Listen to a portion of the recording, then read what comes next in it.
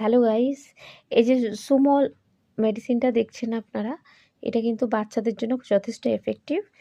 এটা কারোর যদি সুমল সম্পর্কে জানতে ইচ্ছা হয়, তো সুমল আমি আমার বাচ্চাকে, আমার বাচ্চার বয়স হচ্ছে ৩ বছর, এখানে 7 ml করে ডক্টর সাজেস্টেড আমি দিই।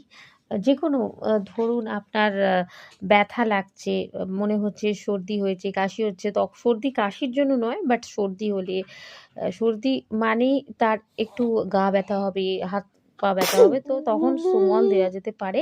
আর আচ্ছা, সর্দি হলো? সুমলের অনেক কার্যকারিতা আছে। সুমল হাত পা ব্যথা, যেমন আমাদের প্যারাসিটামল, এভারেজ সমস্ত কিছু খাবে।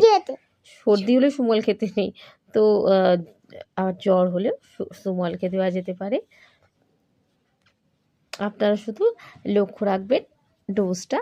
অবশ্যই ডক্টরের পরামর্শ অনুযায়ী খাওয়ানো যেতে পারে, কিন্তু যখনই আমার বাচ্চার যখন সর্দি আর জাস্ট 2 দিন বা 1 দিনের জন্য হয়, সর্দি থাকে বাট জ্বরটা আসে 1 দিন 2 দিনের জন্য, তখন আমি সুমলটা দিয়ে থাকি।